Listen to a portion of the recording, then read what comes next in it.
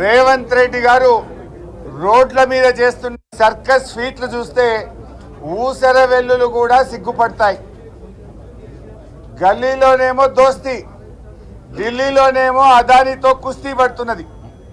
Congress party ఢిల్లీలో అదానితో వైరం చేస్తూ రేవంత్ రెడ్డి ఏమో గల్లీలో దోస్తానా చేస్తా ఉన్నాడు. ఇలా నేను అడుగుతా ఉన్న రేవంత్ రెడ్డి గారిని, మొదటి రోజే శాసనసభకు రేవంత్ రెడ్డి అదానీల అక్రమ సంబంధం మీద ఈ శాసనసభలో చర్చ జరగాలని, ప్రజలకు నిజాలు తెలవాలని, అదానీ రేవంత్ రెడ్డి అక్రమ సంబంధాల మీద టీషర్ట్లు వేసుకొని మేము అసెంబ్లీకి వచ్చాం. దానికి భయపడిపోయిన రేవంత్ రెడ్డి గారు మమ్మల్ని శాసనసభలోకే రానియకుండా అడ్డుకున్నాడు. ఇవాళ రాజ్భవన్కు ఏం మాట్లాడుతున్నాడు?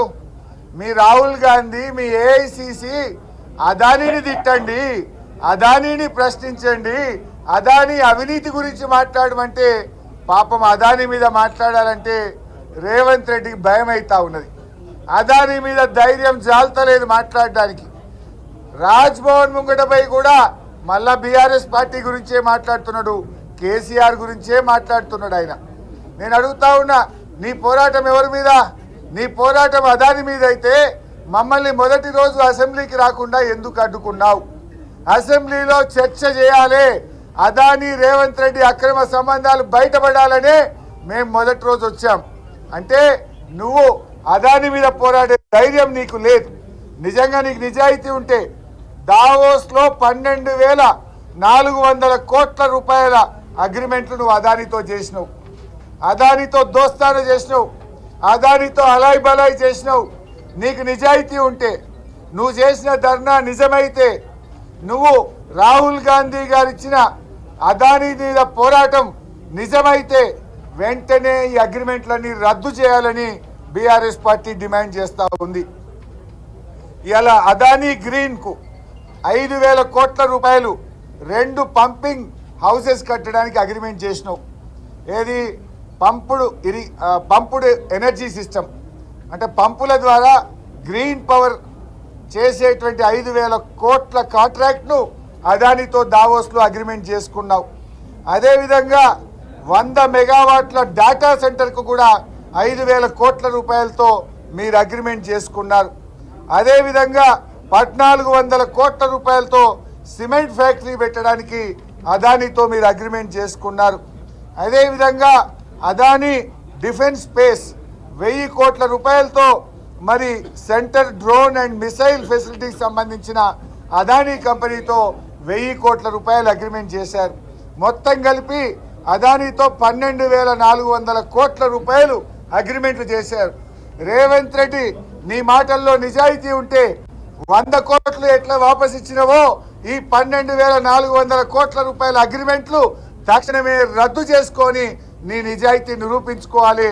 లేదంటే నీ మాటల్లో నేతి బీరకాయలో నెయ్యి ఎంత నిజమో రేవంత్ రెడ్డి మాటల్లో నిజమంతా అని ప్రజలు గ్రహిస్తారు. నువ్వు బయటనేమో కుస్తీ పడ్డట్టు చేస్తున్నావు, లోపలనేమో దోస్తానా చేస్తున్నావు. మీకు రామన్నపేటలో డ్రై పోర్ట్ కోసం ల్యాండ్ ఇస్తే అక్కడ ఇవాళ సిమెంట్ ఫ్యాక్టరీకి నువ్వు అనుమతిస్తూ ఉన్నావు. దాదాపు 12 గ్రామాల ప్రజలు ఈ సిమెంట్ ఫ్యాక్టరీ వల్ల మాకు కాలుష్యం అవుతుంది, మా జీవితాలు దెబ్బతింటాయంటే నువ్వు పోలీసు వాళ్ళని పెట్టి అరెస్టులు చేసి అదానీ కోసం, ఆ సిమెంట్ ఫ్యాక్టరీ కోసం ఇవాళ నువ్వు అనుమతిస్తూ ఉన్నావు. అక్కడ పబ్లిక్ హియరింగ్ పోలీస్ పహారాల మధ్య జరిపించినవంటే నువ్వు అదానికి కొమ్ము కాస్తా ఉన్నావు, అదానికి ఏజెంట్గా నువ్వు చేస్తూ ఉన్నావు. నిజంగా నీకు చిత్తశుద్ధి ఉంటే, నువ్వు అదానికి కొమ్ము గాయడం లేదంటే ఆ ప్రజల కోరిక మేరకు సిమెంట్ ఫ్యాక్టరీకి వెంటనే అనుమతులు రద్దు చేయాలని చెప్పి మేము ఈరోజు డిమాండ్ చేస్తూ ఉన్నాం. ఇవాళ రోడ్డు పైన సర్కస్ ఫీట్లు చేయడమో, ఈ డైవర్షన్ పాలిటిక్స్ చేయడమో ఇది ప్రజలు గమనిస్తున్నారు. ఇది నీ యొక్క డబుల్ ఎడ్జ్డ్ పద్ధతులకు ఇది నిదర్శనం. ఇవాళ రేవంత్ నువ్వేమన్నావు? అడిగాల రాజ్భవన్ దగ్గర మాట్లాడుతూ అదానీ ఈ దేశ పరువును ప్రపంచానికి తాకట్టు పెట్టిండు, ఈ దేశం యొక్క ప్రతిష్ట అదానీ మంట కలిపిండు అని రేవంత్ రెడ్డి గారు రాజ్భవన్ ముందు మాట్లాడిండు. ఒకవేళ నీ మాటలు నిజమైతే, రేవంత్ రెడ్డి నువ్వు రాజ్భవన్ ముందు మాట్లాడింది నిజమైతే, నీ మాటల్లో నిజాయితీ ఉంటే ఒకవేళ అదాని ప్రపంచానికి భారతదేశ పరువును తాకట్టు పెట్టిన నువ్వు అన్నది నిజమైతే మరి ఆ అదానికి రెడ్ కార్పెట్ వేసి నువ్వు తెలంగాణ పరువు కూడా మంట కలిపినావు కదా. నీ నాయకుడు రాహుల్ గాంధీ పరువును కూడా నువ్వు మంట కలిపినావు కదా. అదాని ప్రపంచం ముందు భారతదేశ పరువు తీస్తే ఆ అదానికి దాసోహం అయ్యి ఆ అదానికి సిమెంట్ ఫ్యాక్టరీకి భూములు కట్టబెట్టి ఆ అదానికి 12,400 కోట్ల రూపాయల అగ్రిమెంట్లు చేసి ఈ రాష్ట్ర పరువును రాహుల్ గాంధీ పరువును ఇవాళ రేవంత్ రెడ్డి తీసింది నిజం కాదా అని చెప్పి నేను అడుగుతా ఉన్నా. మేము ఈరోజు రేవంత్ రెడ్డి డిమాండ్ చేస్తున్నాం, రేపు శాసనసభలో అదాని రేవంత్ రెడ్డి అక్రమ సంబంధాల మీద అదాని చేసిన తప్పుల మీద చర్చ పెట్టాలని కూడా బీఆర్ఎస్ పార్టీ ఈరోజు డిమాండ్ చేస్తూ ఉంది. నువ్వు అక్కడ పోయి ఏం చేసినావు?